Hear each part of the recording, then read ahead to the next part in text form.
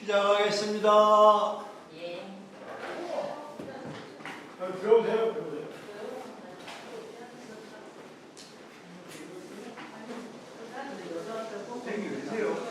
시내요. 시내. 시내? 예. 여기 시내? 논산 시내. 시내라는 거가 논산 시내. 면이니까. 시내. 아니 시내는 월별 면이 훨씬 좋죠. 저는 내가 계룡산 처음 와가지고 부산에서 왔다니까 시골에서 왔구나 아이들 시작하겠습니다.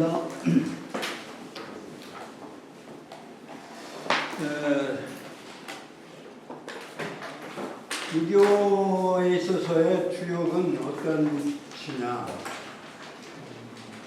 여러 번 말씀이 계셨습니다만, 이 세상에서 가장 귀중한 존재요, 가장 큰 존재는 뭐예요? 이 세상에서 내가 없다면 아무것도 없는 거나 마찬가지니까 큰 대자가 바로 나의 존재를 그리우는 것이다. 내가 이 세상에서 제일 크다. 그건 뭐 불교에서는 천상천하야 유아 독존이다 얘기를 했다는 건데 그 말이나 이제 그러니까 우리 이 세계 존재 중에서 세계 존재만큼 내가 큰 거예요. 내가 없으면 세계 존재 없는 건 어쩌. 이 세상에 가장 존귀한 것은 나인데 나를 있게 해준 것은 그럼 뭐냐? 바로 우선 1차적으로 부모님이다. 그래서 부모님이 나의 존재 근거예요. 그래서 부모에게 잘하는 어떤 그 보답하는 것이 효요. 그 다음에 이제 그러니까 효당 간력이요 충죽진명이다 이런 말이 있죠. 그건 천자문에 나오잖아요. 효도요 마땅당 달갈 힘력 효당 간력.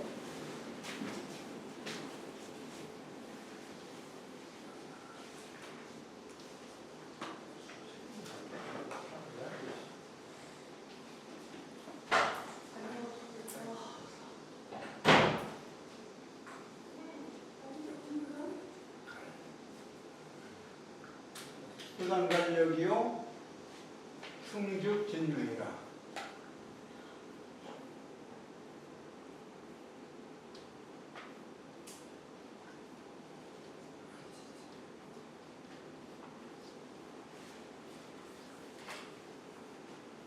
그러니까 나를 이렇게 있게 해주신 분이 부모니까 부모를 위해서 최선을 다하기는 하되 부모를 위해서 목숨을 바칠 수는 없어요. 목숨을 바치면 그건 불효야.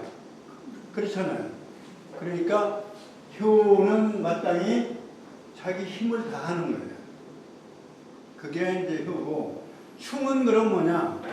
충은 나를 이렇게 존재하게 한 두 번째의 근거인데, 그건 이 국가가 있어서 내가 행복을 추구할 수 있고 내가 살아갈 수 있고 그 질서를 유지하게 해주고 평화롭게 살아갈 수 있게 하는 그러한 존재 근거이기 때문에 그건 말하자면 개인적이고 나보다 큰 거기 때문에 충성은 목숨을 바칠 수 있는 거예요. 그런데 부모를 위해서는 목숨을 바치는 거는 그건 불효예요. 그러니까 이 말은 이제 그런 말인데, 그 충과 효가 유교에 있어서의 말하자면 자기 존재, 자기를 있게 해주고 자기를 살아가게 하는 그런 것을 말하자면 그런 것에 대한 보답 또는 당연히 해야 할 하나의 사명, 일 이런 것이 바로 충과 효다. 그래서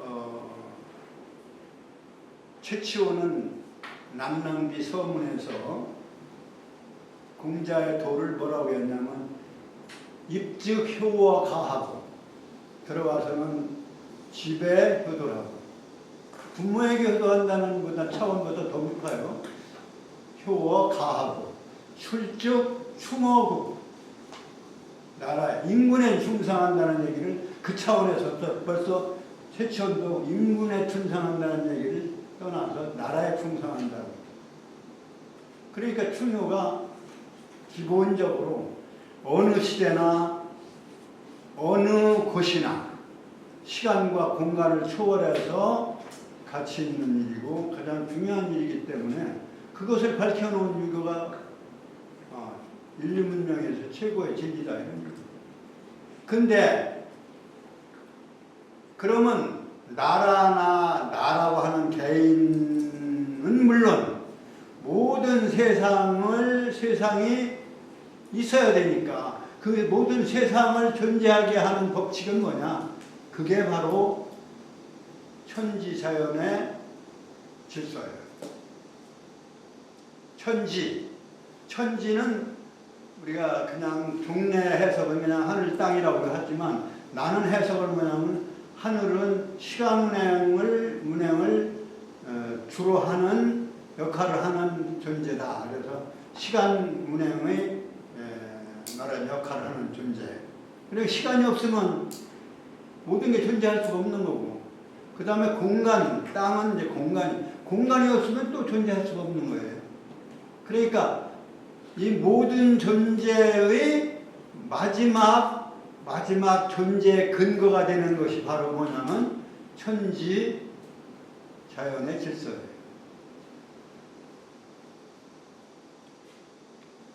그것을 밝혀놓은 것이 뭐냐? 그 마지막 그 존재 근거를 밝혀놓은 가장 크고 가장 궁극적인 그러한 나의 존재 근거를 밝힌 나를 포함한 모든 존재 근거죠. 존재 근거를 밝힌 것이 주역이다. 그러니까 천지를 뭐에다 비유했냐면 부모에다 비유했다.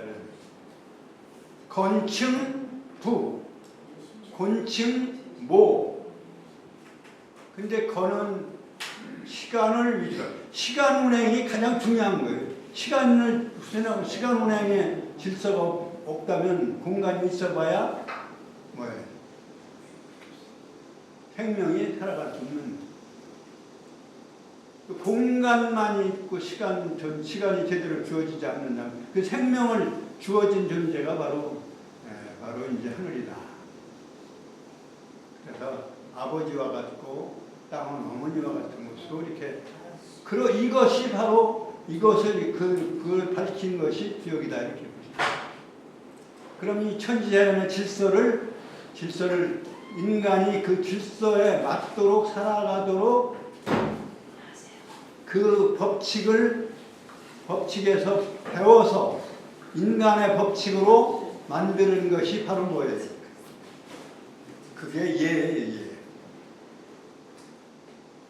천지의 질서처럼 인간은 그 천지 질서 안에서 인간도 인간의 질서를 지켜가야 된다라고 하는 그러니까 천지의 질서를 법칙화해서 인간의 질서로 변용한 것이 바로 뭐냐면 그게 이제 예란 말이죠. 그래서 최근에 충효 예 이렇게 얘기하면 상당히 좋은 충효예요. 핵심을 짚고 있는 것이 아니냐 이렇게 한 거다. 근데 이게 천지의 질서라고 하는 것이 바로 주역의 이치다.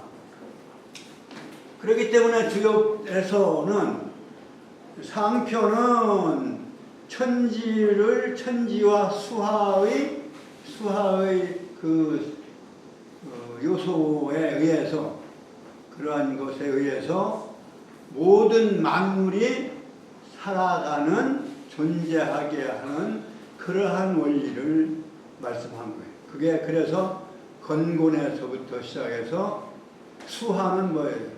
감리죠, 감리.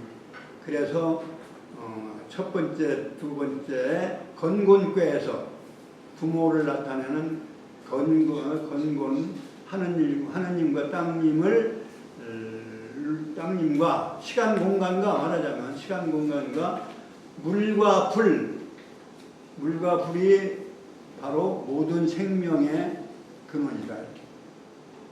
그렇기 때문에 그 생명의 근거가 되는 천지 수하 안에다가 모든 생명체를 대표하는 상징하는 그러한 생장의 원리를 상징하는 괴를 배치해 놓은 것, 그것이 상경입니다. 그 다음에 하경은 그러면 뭐냐? 하경은 천지 주역의 주제가 천지만인가요? 삼재지도라고 하는 거 있다고 그랬죠? 천지인. 바로 인도가 이제 중시되어진 인도를 위주로 밝혀놓은 부분이 하경이다. 거기까지 얘기를 했어요. 그래서 지금 석괴가 지금 석괴를 지금 해나가고 있는데 방학하기 전에 석괴 상편까지 하고 하편 시작을 했었는데 이제 다시 기억을 되살리기 위해서 지금 말씀을 드리는 겁니다. 그런데 이제 그렇게 되다 보니까 괴의 순서가 상당히 중요하다고 생각이 되지 않아요?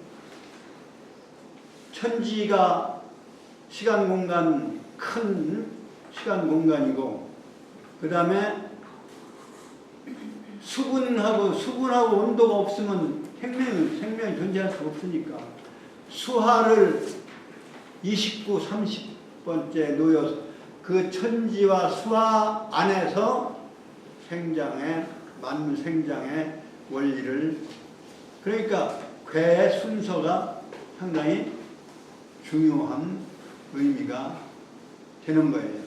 그냥 무조건 나열한 게 아니다. 이제 주역을 공부하려면 괴가 위주니까 괴를 알아야 되는데, 괴하고 인사를 했는데 얼굴도 기억 못하고 이름도 기억 못하고 지금 몇 달이 됐어요. 한 1년도 된 것 같아요. 그래서 내가 강하게 드라이브를 건다면 64개를 외워와라 이러고 싶은데, 여기 중고등학교도 아니고 초등학교도 아니고 그거 하셨어요. 그러니까 이게 안 되는 거야. 이따가 그 외우는 방법을 좀 나름대로 비결을 가지고 계시다고 하니까 우리 오세훈 교장선생님한테 이따 듣기로 하고, 그때 듣기로 하고, 주역의 괴 순서, 괴 모양, 이건 필수예요, 사실. 강조를 안 한 것 같지만 중간중간에는 얘기를 했지만 받아들이지 않으셔서 그렇지. 이게 못 외우면 이 시간에 들어오지 마시오 이렇게 해버리면 되는데 그럴 수는 없고, 그러다 보면 그러잖아도 10명 미만 김 작가 표현대로 말하면 욕이 되지만, 근데 오늘은 10명이 넘네요. 욕 안 해도 되거든요. 그래서 이제 그래서 하경은 그러면 뭐가냐? 하경은 인간의 그 천지 만물 중에서 인간이 주인공이니까 인간의 길을 얘기한 거예요. 인도를 위주로 얘기한 거예요.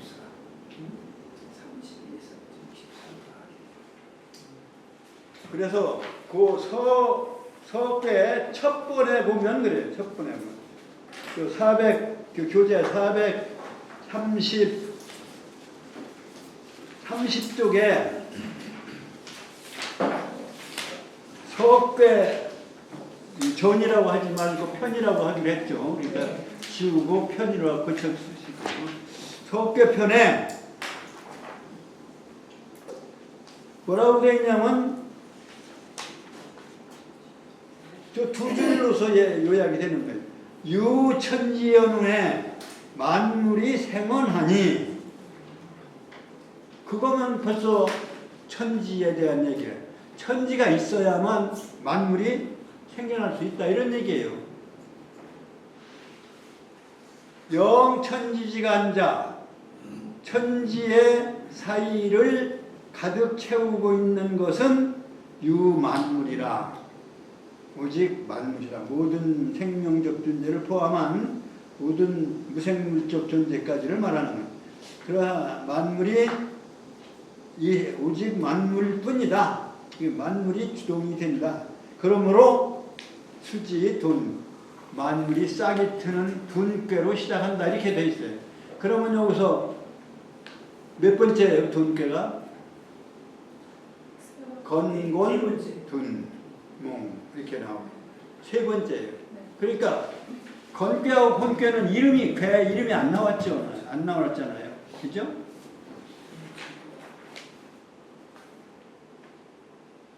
그러니까 유천지를 건곤이 있어야만 말입니다. 그래서 그렇게 시작해서 둔몽, 건곤, 둔몽, 수송사비, 소축이, 해비, 동인, 배유, 겸예, 수호, 임관, 서합비, 박곡, 무망, 배추기, 대과, 감리, 서른.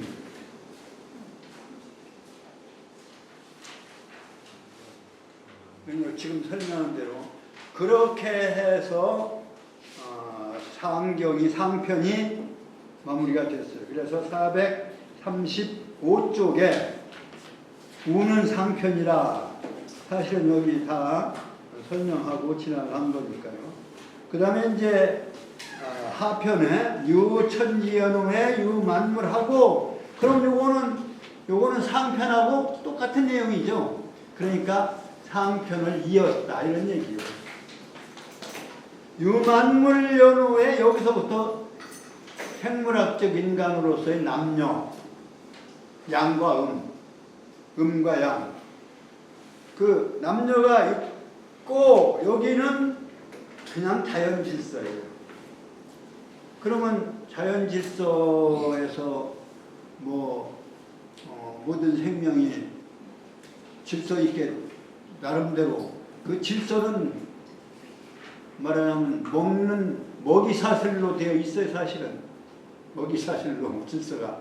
그런데 그게 본래 천지의 뜻은 아니다 보는 거예요.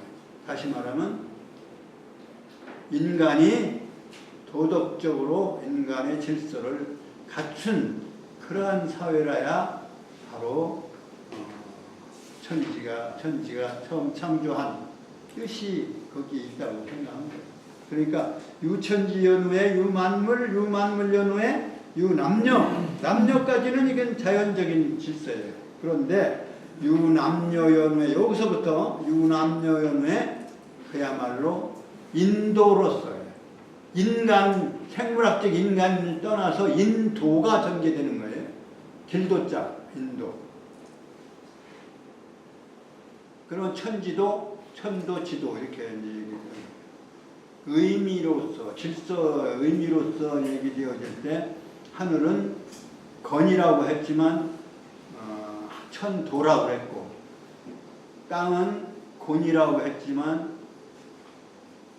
지도라고 하는 도자를 붙여서 얘기를 한 거예요. 그럼 인간은 그냥 인이 아니라 인도다. 인간도 살아가는 길이 있는 거예요.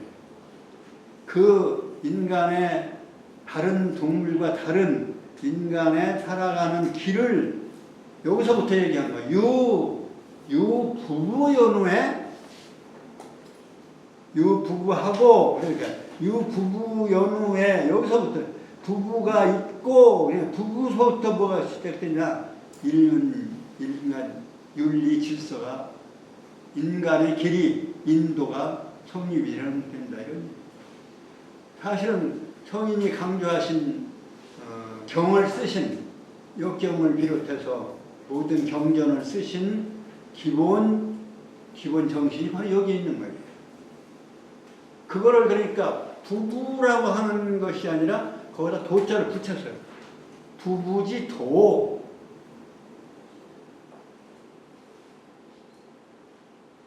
부부지 도. 그래서 하경은 부부지 도로부터 시작해요. 이 하경에 이제 서문에서 이렇게 하편의 서문을 이렇게 얘기하는 거예요. 유 부부연후에 그다음 부부가 있은 다음에가 부자 있는 거야. 부자가 생기는 거 아니에요? 부자 관계가 형성되는 거 아니에요? 맞잖아요.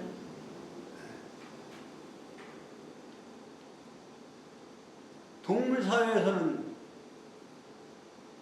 부자가 존재하기는 하지만 어떤 원리가 어떤 뭐 법칙이 있는 건 아니죠. 나중에는 힘이 센 놈이 근데 새끼는 제대로 커가지고는 그냥 내박치고 애미는 내박치잖아요. 어디가 죽거나 말거나. 여기서 부부라고 하는 인륜의 축이 흔들린다면 다른 관계도 흔들릴 수밖에 없지 않겠어요? 그렇지 않겠어요? 그러니까 부부관계는 그만큼 중요한 거다. 부부지도다. 그래서 부부지도다.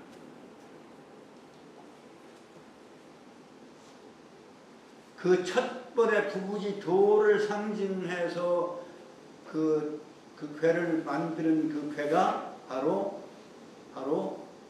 함괴다. 그러니까 요 뒤에 발음은 부부지도 이렇게 나와요. 436쪽 두 줄 좀 이따 있고 436쪽에 부부지도 거기다 도자를 딱 붙여요. 그러니까 부부간에는 마음에 안 맞으면 헤어질 수도 있고 뭐 서로 져갈 수도 있지만 부부의 도리는 오늘 만났다 내일 헤어지고 내일 만났다 또 모레 헤어지고 그렇게 하면은 어떻게 되겠어요? 인간 인륜의 질서가 애비가 이 사람도 애비 됐다 저 사람도 애비 됐다 진짜 애비는 하나지만 그게 되겠느냐고요. 그러니까 부부지도는 진리성이라는 뜻이에요. 길도자는 진리는 부부의 진리는 이런 도는 도리라고 한 도리를 리자를 붙여서 도리라고 읽어야 되는데 거기다가 도리는 옛날 말 낡은 말이고 진리라고 한다면 진리라고 해도 된다 이런 거예요. 부부의 진리는 뭐예요? 오늘 만났다 내일 헤어지고 하루 만에 헤어지고 뭐 이틀 만에 헤어지고 자식 낳다가 헤어지고 뭐 자식 기른 뒤에 또 헤어지고 뭐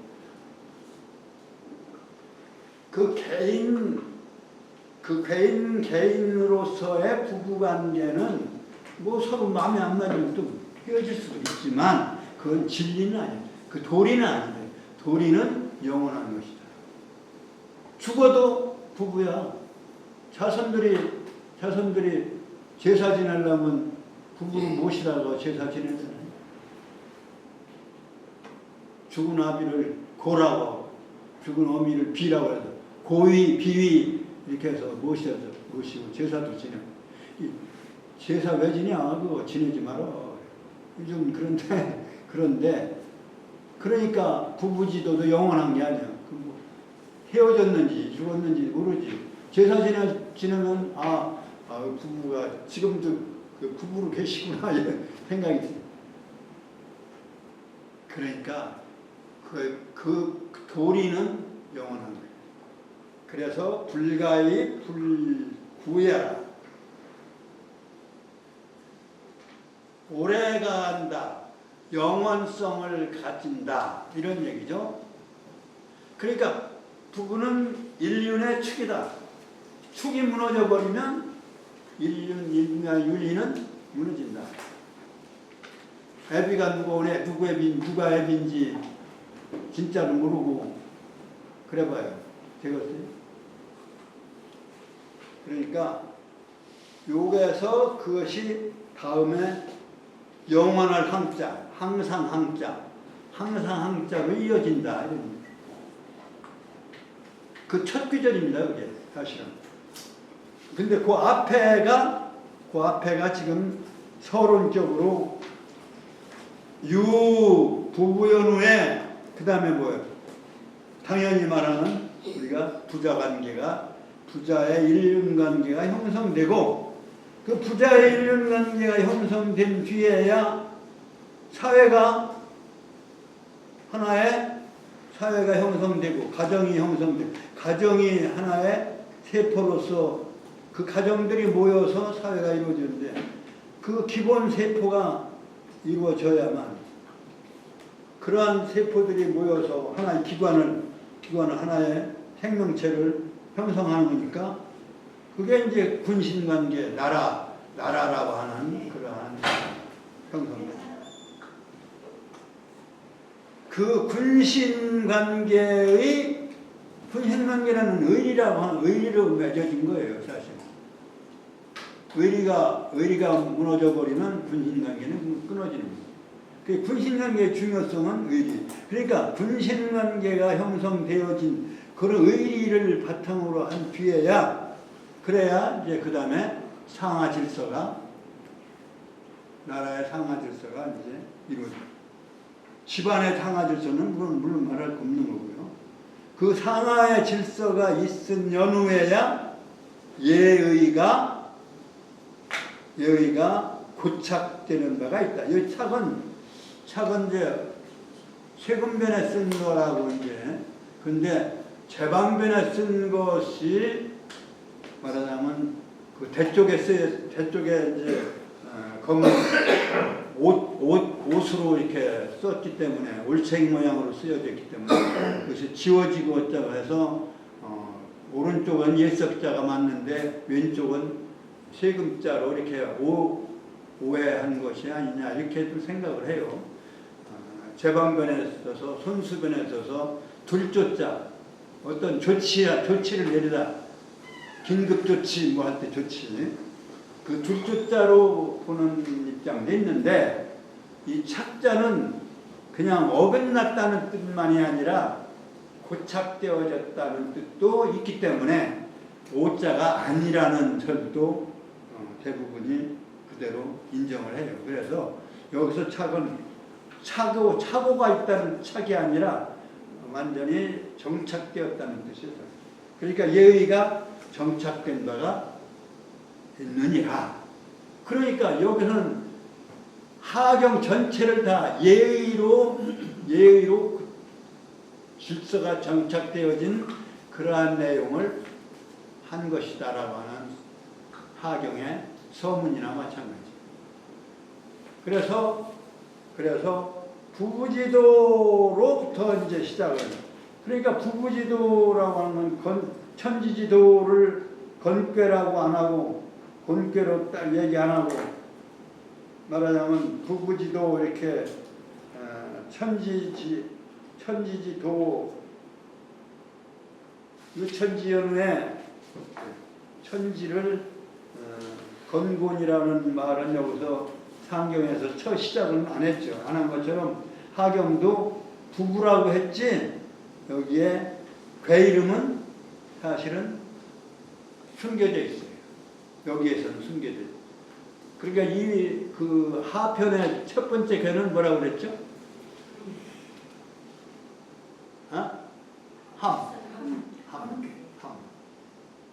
함은 지난 시간에도 설명을 했지. 이거 뭐 한 3번을 했는데요.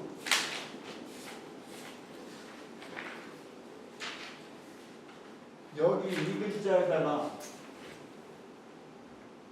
이 자를 합친 글자예요. 이거는 뭐냐면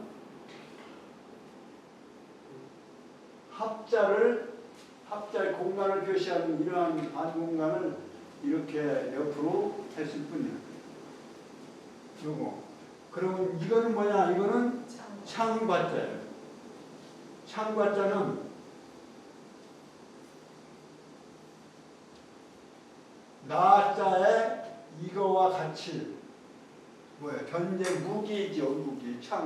창을 요거는 뭐냐면 이제 다 기억을 하시겠지만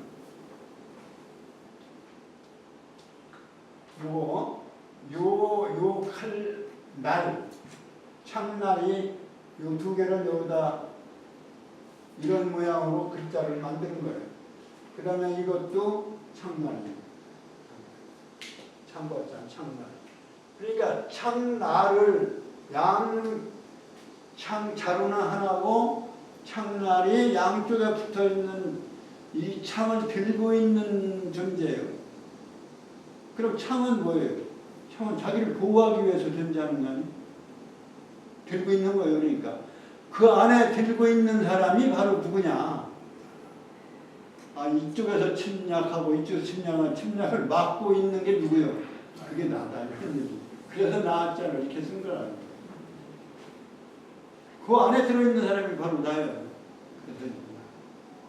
그러니까 요거는 뭐냐면 창이라는 얘기인데, 창은 뭐냐면 지금 얘기한 대로 나를 외적으로부터 보호하는 거예요. 공격용이 아니에요, 사실은. 나의 존재를 유지하기 위한 거예요.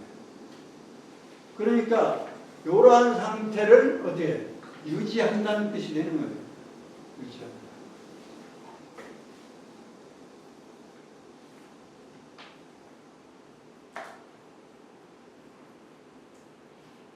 유지하는 거예요. 그리고 합한 상태를 유지하는 거예요. 합하면 뭐예요? 어떤 한 집안 식구라는 뜻이에요.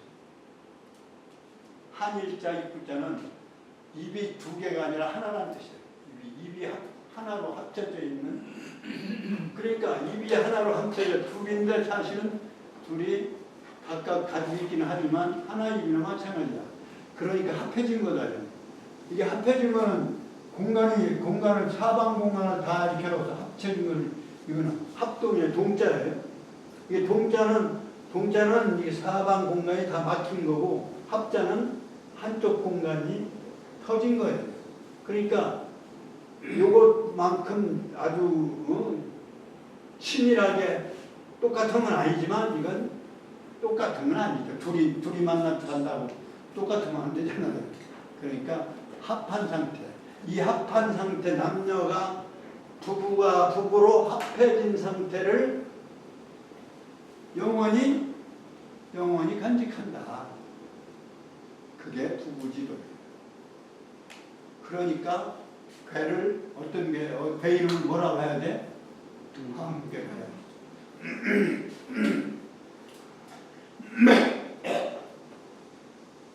근데 이제 그러면 함은 어떤 괴하고 어떤 괴냐? 장남 장녀일까요? 장남 소녀일까요? 아니면 중남 중녀일까요? 아니면 중남 장녀일까요? 소남하고 소녀. 소남 소녀. 인류의 마지막 이 누구냐면 막내둥이가 뭐냐면 사실 인간이에요. 하늘이 창조한 마지막 창조물이 뭐예요? 삼남 삼녀 중에 소남 소녀예요. 기독교에서도 마지막 날에 인간을 창조했다고 그렇게 되어 있죠? 나 잘은 몰라요. 옛날에 읽어봤는데 잊어버렸는데. 그렇죠? 마지막 날에 사람을 창조했다. 그러니까 우주가족으로 말하면 소남소녀가 만나서 이루은 것이 뭐야? 부부지도야. 그러면 소남소녀 중에 누가 위에 있고 누가 아래에 있을까요? 뭐가 아래에 있고 뭐가 위에 있고?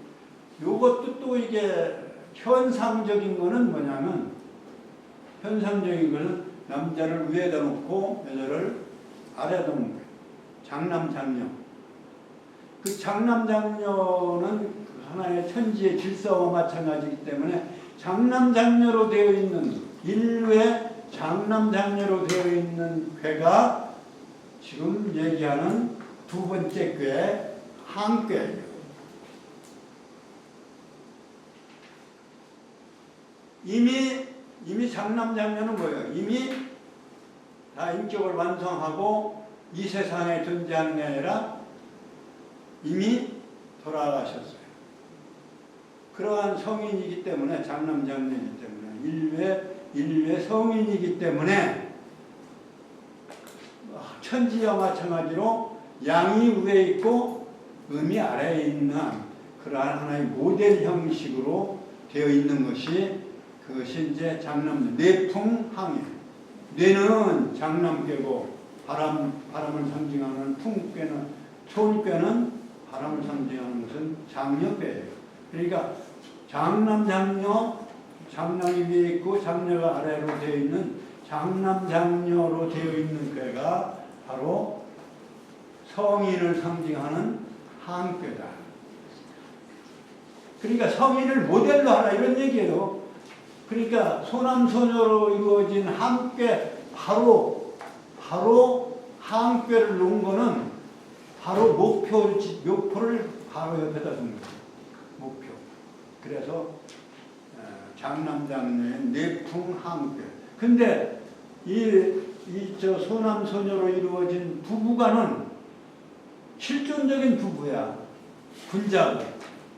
군자는 언제든지 모든 사람이 다 군자 될 수 있으니까 군자니까. 실존하는 존재는 어떻게 되어 있냐면 음과 양이 이렇게 작용을 하고 있는 거예요. 음은 위로 작용하고 양은 아래로 작용해서 이루어진 것이 현실적 존재예요. 실존하는 존재예요. 그렇기 때문에 소녀가 위에 있고 소남이 아래에 있고, 이거 잘 들으셔야 돼요. 군자라고 하는 존재는 지금 살아있는 모든 군자예요. 성인은 돌아갔지만, 성인은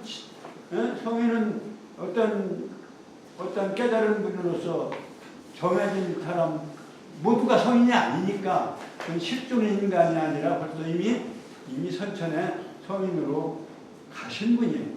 그건 모델로서니까 장남, 장녀가 이렇게 음양이 이렇게 그 모델 형식으로 되어 있는 것이 성인궤인 한궤냐면, 실존하는 군자 또는 막내뚱이들, 인류의 이제 보편적인 실존하는 인류들은 어떻게 존재하냐면 음이 위에가 작용하고 양이 아래로 작용을 하고 있는 상태, 또는 한 상태로 그렇게 합쳐진 상태이기 때문에 소녀궤인 뭐예요?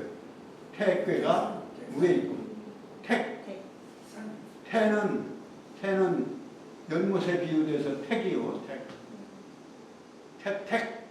그 다음에 장남은 산에 비유돼요. 산이 비축 나와서 양이잖아요. 그래서 산, 간산, 택. 그러니까 택하고 뭐예요? 자연물로서 괴를 부르니까 태가 택이고 간은 산이잖아요. 그러면 택산 함께가 됩니다. 택산 함께가 됩니다. 그래서 택산 함께는 실존적으로 후천에 주체적으로 살아가는 실존적 인물로서의 군자들 말하는 거예요. 기본적으로 모두가 군자가 될 수 있는 거니까. 그 성인은 이미 선천에 돌아가셨다. 그래서 거기는 택산 함께 이어서 내풍 함께. 내풍함, 택산함, 내풍함. 그래서 31번째와 32번째 그러한 괴로 놓여집니다. 그러니까 그거는 뭐냐면 예의, 인간 질서의 예의를 얘기한 그러한 순서다.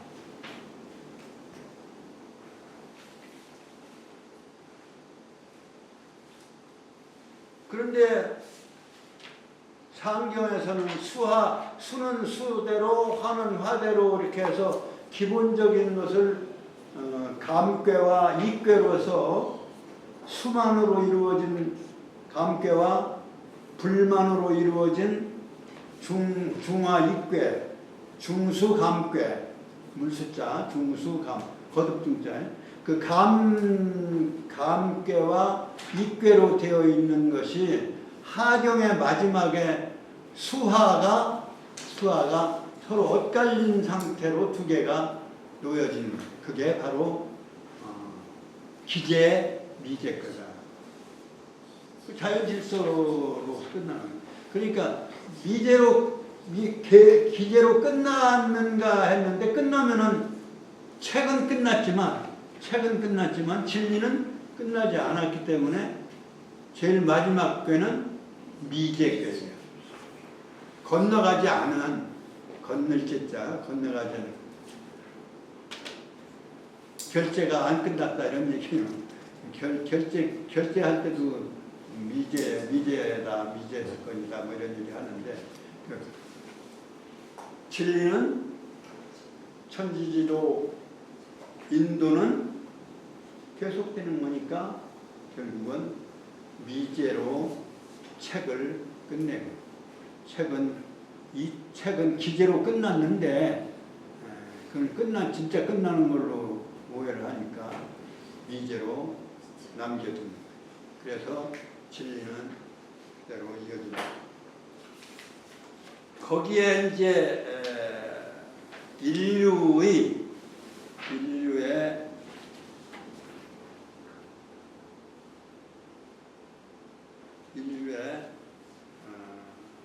말하자면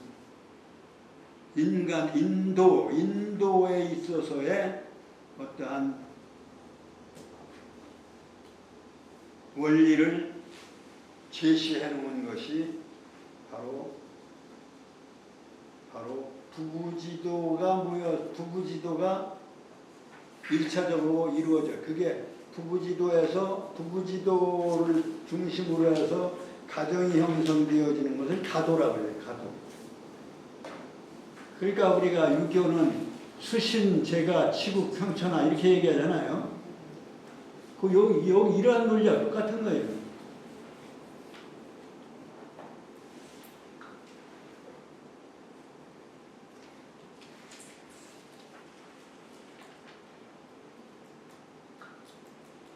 성의, 정신, 수신, 제가, 치국, 평천하, 경물치지. 이게 대학에서는 경물치지, 성의, 정신, 이것이 개인의 수양 문제 아닙니까? 그래서 수신이 이루어지는 거예요. 수신은 여기서 말하면 부부지도죠. 그러니까 부부지도가 수신 단계예요. 부부지도가 흔들렸으면 수신이 안 된 거야. 제가가 바로 가도예요. 제가. 수신은 부부지도. 여기서 부부지도. 그 다음에 제가가 뭐예요? 제가 가도. 가도가 지금 436쪽에 몇 번째예요? 끝에서 두 번째 줄. 끝에 끝줄에 가도라고 써 있는데, 그렇죠. 끝도. 그러니까 부부지도가 마침 첫째 줄에 첫머리에 부부지도. 그 도자가 들어간 게 몇 개라고 그랬죠? 4개라고 그랬죠, 4개. 이게 도자를 넣는 이유는 바로 그 진리성을 얘기하는 거예요. 그 부부지도가 진리고, 그 다음에 가도가 진리고, 그 다음에 뭐예요? 그 다음에 뭐예요? 샘정자 정도 438쪽에 세 번째 문장 정도 불가불혁이라 보수지혁하고 정도 그러니까 수풍정괴예요. 정괴가 이제 도자로는 마지막. 그러니까 이 자연 질서를 얘기한 것 같으면서도 인간의 도리를 얘기했고 인도를 얘기했고 인도를 얘기한 것 같으면서도 수신제가 치국평천하의 시도를 얘기한 거예요. 윤리적인 인간 윤리적 세계가 이러한 순서로 이루어져야 된다. 이 정도가 바로 우리가 특별히 우리가 그 수신제가 그 다음에 뭐예요? 치국평천하의 진리가 정도다. 이렇게 메모를 해두세요. 438쪽에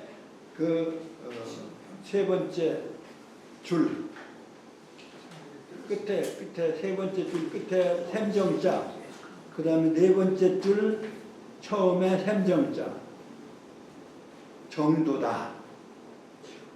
그러니까 도라고 하는 글자는 4개가 들어있는데 그건 미리 얘기를 했어요. 그 상경에 도자가 들어있는 게 하나가 있었다.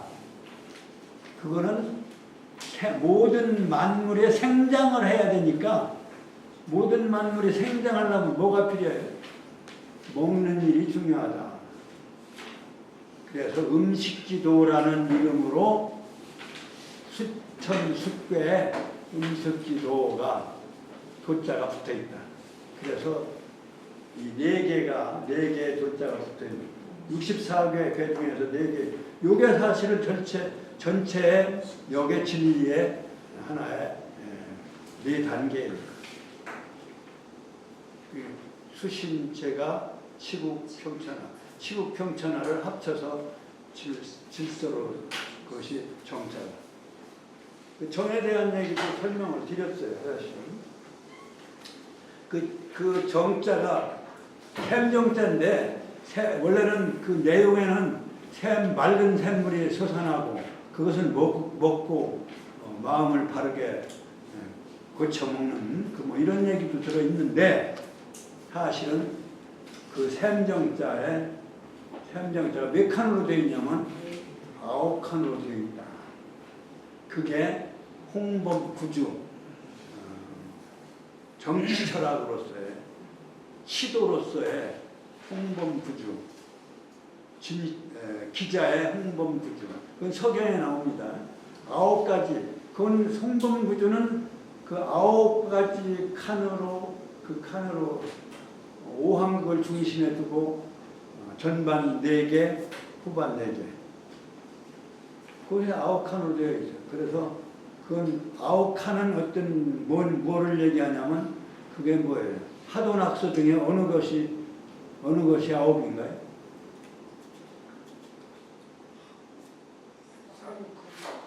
네? 하도낙서 중에 하도는 몇 칸으로 되어 있고 낙서는 몇 칸으로 되어 있나요?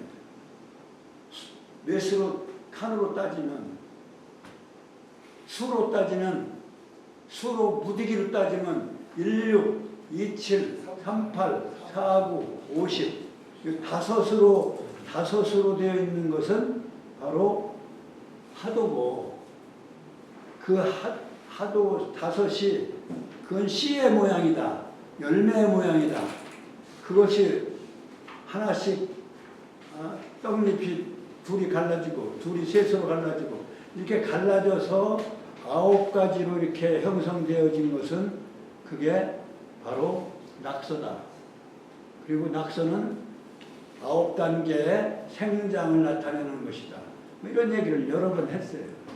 그것이 바로 9단계를 정치 철학에다가 시도에다가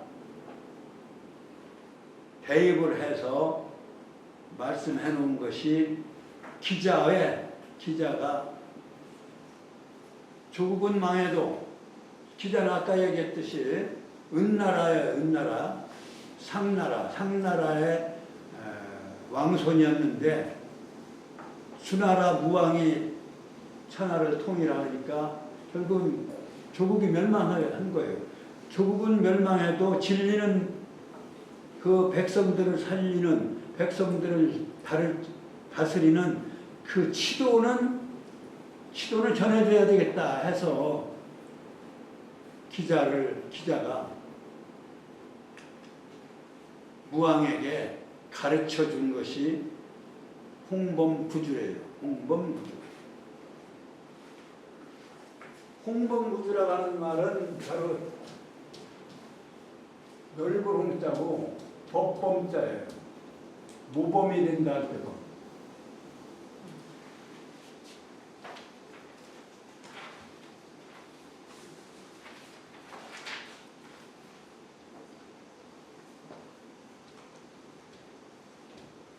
이건 범주. 우리가 범주라 카테고리라 할 때 범주를 여기서 따온 거예요.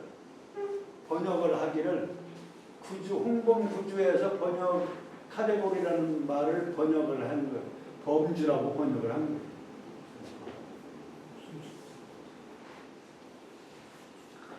그러니까 아홉 카테고리다 이런 얘기죠.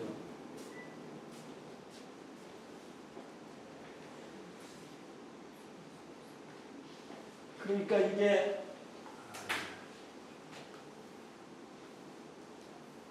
햄령자가 이런데 16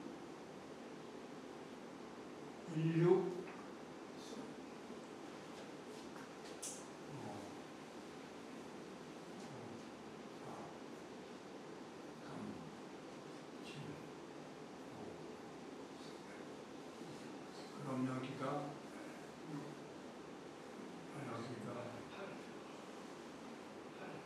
8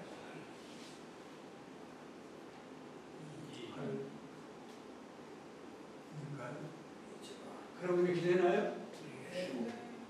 맞나? 15. 이게 속삼자로 더하나, 대천자로 더하나, 가외표 방향으로 더하나, 15가 되나요? 네. 이게 이제 말하자면 이게 이제 낙서예요, 낙서. 내가 숫자로 쳤습니다. 점으로 되어 있잖아요, 점. 검정점과 흰점으로 되어 있는 거.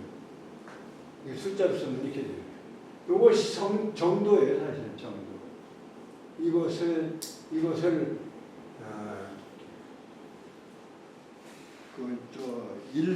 1번은 오행, 2번은 오사, 3번은 팔정, 그 다음에 4는 오기, 그 다음에 5번은 황극, 6번은 삼덕, 7번은 계의, 8번은 서증, 9번은 오복과 육극. 오복이 어디서 나오냐면 여기에 나와요. 여기서 기자의 홍범구주에서 9가지 카테고리 중에서 잘 다스려지면 오복을 받고, 그렇지 않으면 흉단절, 6단절, 6가지의 아주 말하자면 벌을 받는다 이렇게.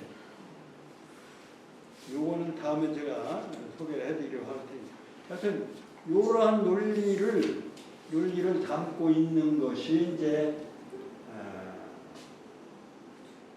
요러한 그 수리 논리가 그 안에 들어있을 거예요. 이 기자의 이건 서경에 나오는.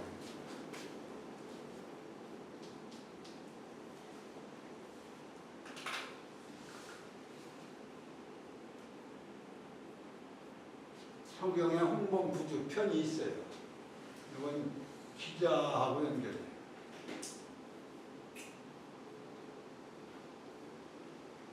이 정치 철학이, 일교의 정치 철학이 다 들어있는 거예요.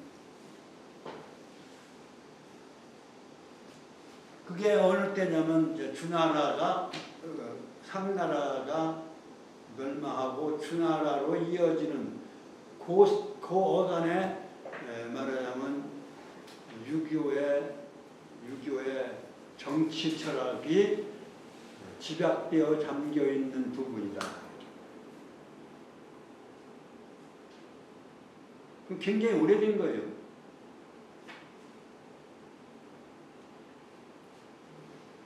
그리고 후세에 이제 이걸 수신, 그거는 이제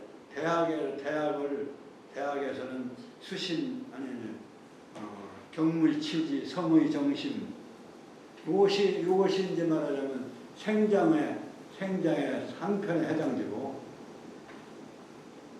수신, 제가 치구평천하는 바로 이건 사회윤리로서, 사회 치도로서의 치구평천하는 정도는 치국과 평천을 같이 묶은 거라고 해요. 그럼 가도는 뭐냐면 이게 이제 가도가 이제 제가예요, 제가. 그다음에 수신은 바로 결혼 생활부터가 수신이에요.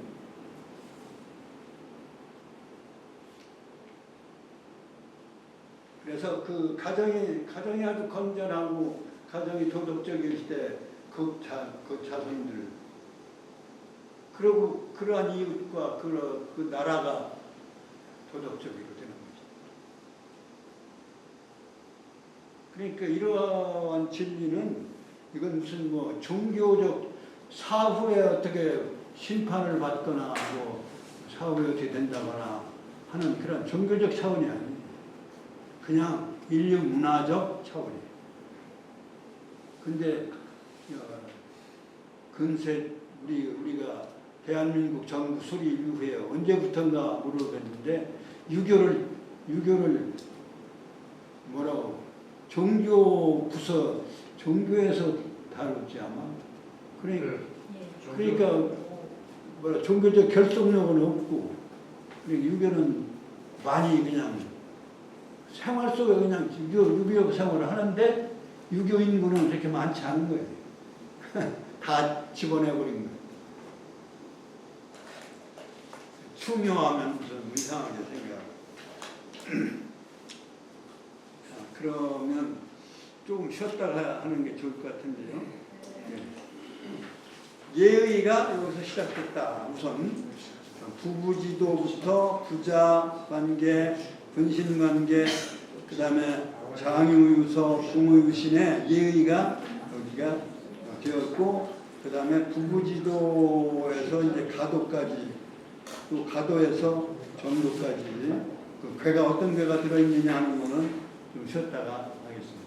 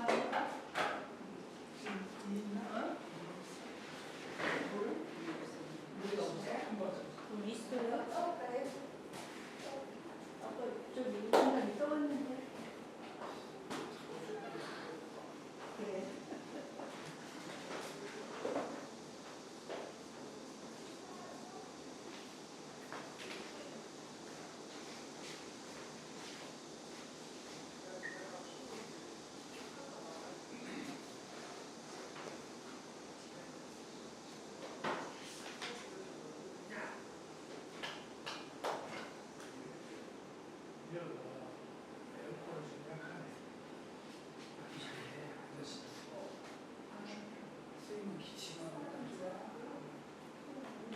며칠간 안 풀다가 아침에 푸는데 며칠간 여기 껴있잖아. 여기 사용 안 하니. 그래도 18도 7일 낮게 많아도 이게 온도가 안 떨어져.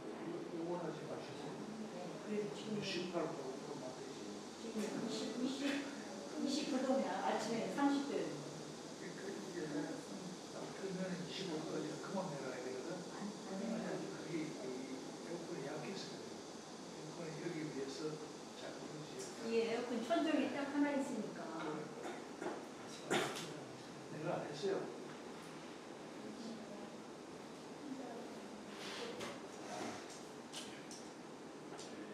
아니 근데 그런 넓은 집을 가려면 정말 힘들겠어. 농사 시내에서 집이잖아.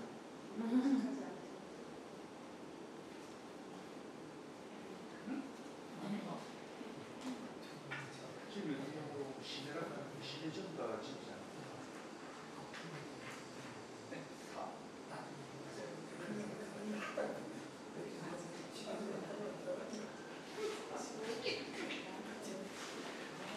집에서 오직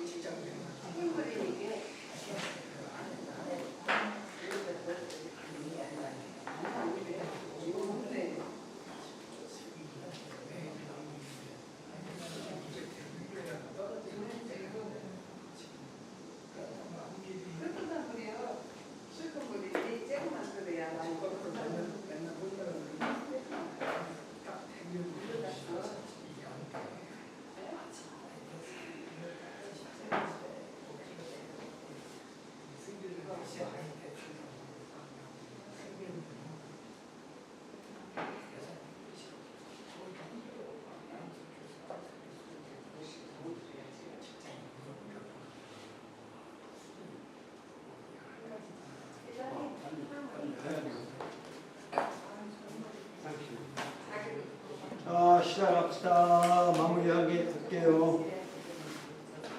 11시, 12시 반, 이거 시계가 한 12시. 교수님 조금 더 드셔요. 저기서 볼일 보는 사람이 아직 안 왔는데. 네. 이거 꿀물 물, 네. 아이고. 다 타서 드셨어요. 좋은 네. 아유 힘들으시니까 좀 쉬었다 하셔. 사람 다 들어오면. 아직 안 들어가시요?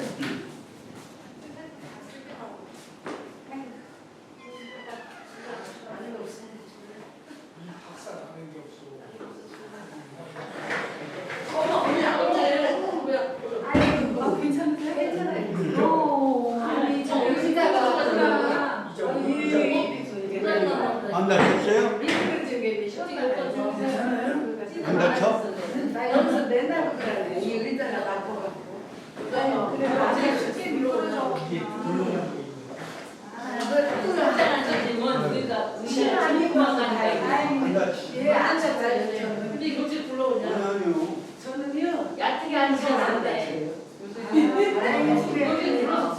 그러니까 여기서 매번 그랬어. 얕게 앉으니까 의자가 오늘 뒤로 수건을 다 입고 왔네. 치마에 앞에 넣어놓고. 그래서 여자가 아이고 붙잡고 앉으세요. 아니에요. 뭘까 먹자. 아니요. 미끄러서. 얇게 앉으시니까 뒤로 도망간 거야. 얇게 앉으셔. 아유, 깜짝이야. 괜찮아요. 여기 가방이 있어서 그래. 얇게 앉으셔야 되는데. 조금 일찍 오시지. 좋은 구경할 거. 너 다치는 거. 뭐 드셨어요? 아이, 미끄러져. 안 미끄러져요. 저가 그랬어. 이게 도망간 거야. 가방에 있는 근데 이렇게 이렇게 앉으셔야 되는데. 너무 좀 안전하게 돼. 많이 떠나가지고. 의자가 불었을 때까지 나가서 신기해. 그때 집어 들어갔더니 안 하셨을 바에네.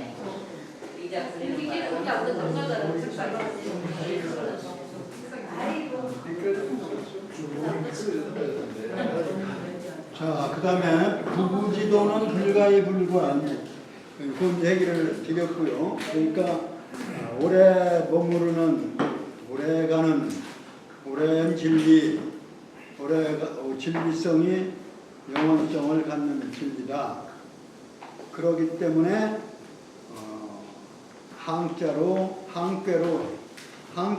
항꾀는 오래간다는 영원성을 의미하는 것이니 모든 물건이 오래 그곳에 있을 수가 없다. 언제든지. 이제 그런데 요것은 도자를 붙인 거는 이제 진리성으로 이렇게 적어두고 이제 현상적으로 얘기를 하는 것이에요. 모든 사물은 한 곳에 오래 머무를 수가 없다. 불가히.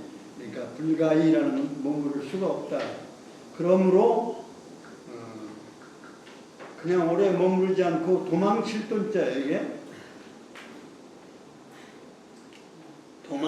도망칠 돈 또는 둔이라고도 하고 은둔이라고 할 때는 둔이라고 읽고 도망칠 돈자는 여기가 돈꾀로 발음은 돈꾀인데 같은 뜻은 같아요. 의미 좀 다른 거. 도남서원이 여기 있죠. 도남서원이 이건자예요. 도망쳤다. 말하자면 정계에 나가지 않고 정계에 돌아 숨었다. 돈꾀로 이어졌고 받아줬고 돈은 물러감을 도망칠 돈인데 물러감을 의미하는 것이니 그 모든 존재는 또 내내 끝까지 물러갈 수만은 없다. 그러므로 수지 대장하고 대장꾀로 받아들여지고 그러니까 함항돈대장 이렇게 함항돈대장 진명이 가인 진명이 가인 진은 그러니까 대장은 씩씩할 장자예요. 크게 웅장하고 씩씩하게 발전하는 거예요. 그 숨어있던 것이 드러나면은 또 이렇게 크게 드러나는 것이 그 대장꾀고요. 그 대장 그러니까 끝까지 이렇게 웅장하고 씩씩하게 될 수만은 없다. 그러므로 수지 진하고 이렇게 한 자리에서 이렇게 드러나는 것이 대장이라면 이제 진은 거기서 그대로 머무르지 않고 나아간다는 뜻으로서 원래는 이제 진나라 진자인데요. 나아갈 진자와 같은 의미를 갖는 그래서 나아간다는 뜻의 궤가 되는 것입니다. 이제 그 궤 모양을 또 같이 외워야 되는데 다음 시간에 하여튼 좀 공부를 많이 해가지고 와서 모양도 그려보고 이렇게 하는 그런 숙제를 낼까 싶네요. 진이라고 하는 것은 나아가는 것이니 나아가면은 반드시 나아가다 보면 부딪히고 그래서 손상을 입게 마련이다. 상처를 받게 마련이다. 그러니까 반드시 상처를 상하는 바가 있다. 그러므로 상한다는 의미의 명의꾀로 받아들여지고 받아가고 이자는 명의의 이자는 오랑캐 이자인데 또는 이족 이자인데 이거 이제 다 설명을 좀 다음 시간에 제가 다시 하겠습니다.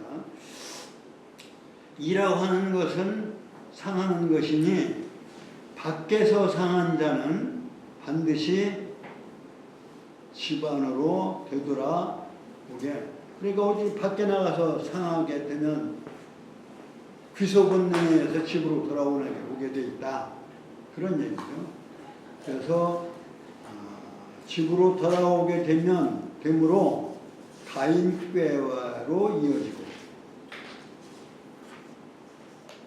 그 가인꾀를 하나의 수신 제가의 진리로 말하면 가도라고 할 수 있는데 가도라고 하는 것이 뭐 항상 바르고 정상적인 것만 아니고 삐뚤어지고 어긋나는 경우가 있다.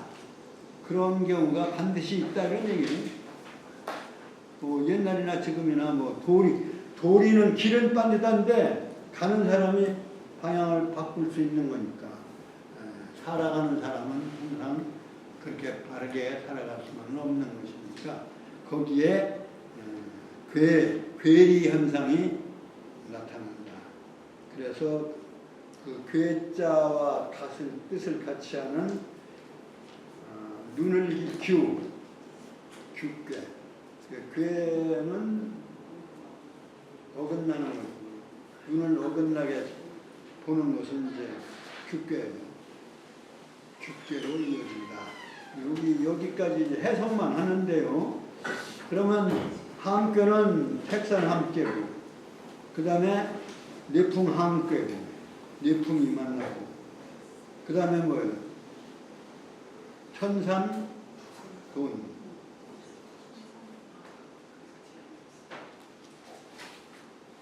그렇죠? 요 괴는 실제적으로는 하경은 어디에 있냐면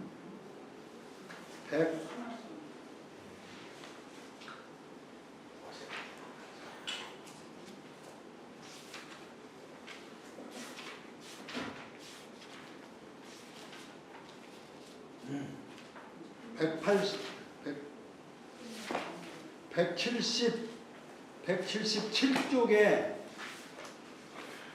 함께가 있습니다. 우회가 태상절, 택괴, 연못을 상징하는 거죠. 택. 그래서 아래는 산을 상징하는 간괴, 간상년. 그렇게 해서 택산 함괴. 이게 31번째고, 그 다음에 181쪽에 가서 이 함괴를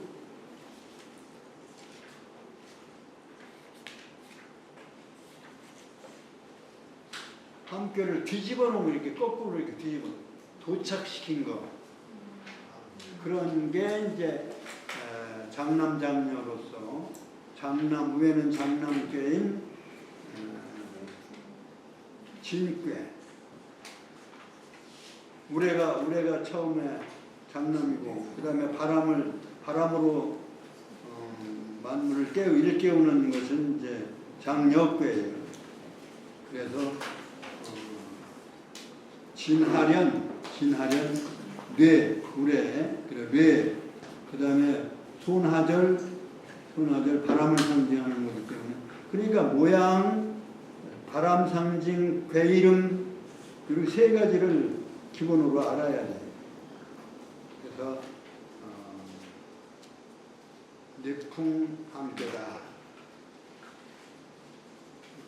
함께로 이어지는 이유에 대해서는 아까 말씀드린 거고요.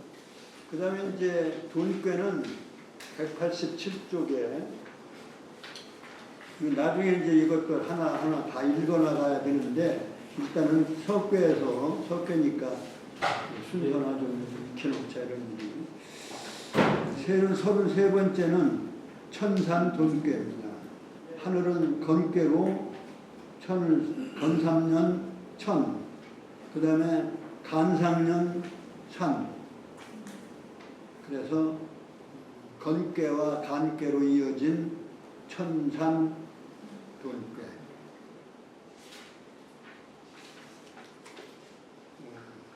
숨을 돈자고, 도망갈 돈자고.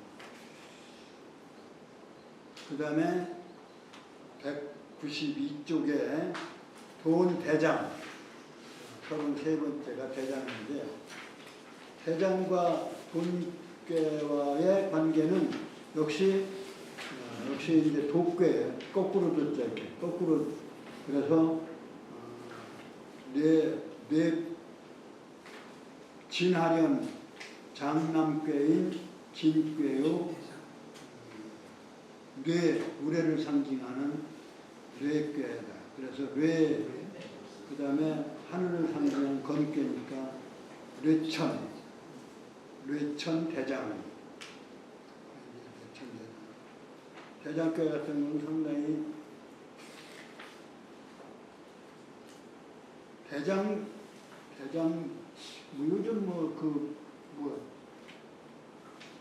대유 화천 대유니 뇌천 대장이니 이거 다 범죄자들이 써먹은 내용들이 아마 기억날 겁니다. 대장동도 여기서 이런 의미로 큰 이름이 지어진 거죠. 그 다음에 이제 대장, 진명이 진꾀는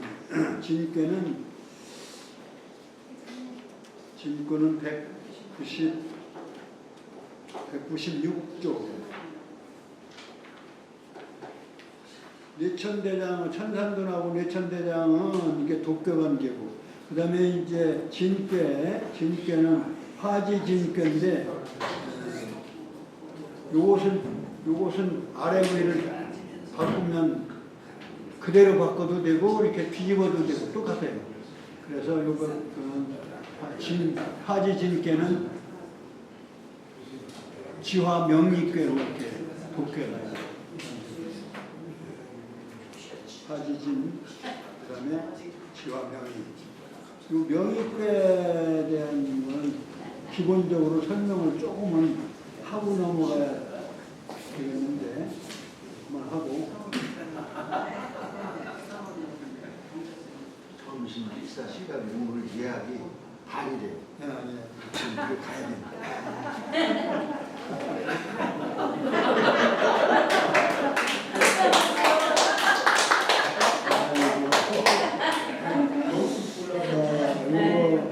가만있어 비방을 들으려더니 한 10분쯤 안 되죠? 다음 시간에 이렇게 하시죠. 그러면 다음 시간에 이 64개를 순서대로 외워오셔야 모대용은 벌써는 이게 의자들 세우는 벌은 안 되실 텐데 하여튼 외워야 공부가 좀 잘 될 것 같아요. 취미를 붙고. 그리고 이제 그 내용을 비방은 아마 지금 말씀을 듣기로는 10개씩 해가지고 10개 첫자를 외워가지고 하여튼 10개 무지기로 외우면 그 첫자를 기억하면 9개 그 다음 9개가 다 기억나게 이렇게 외우면 좋을 것 같다 이렇게 얘기를 하신 것 같아요. 그 비방은 다음 시간에 듣기로 하겠습니다.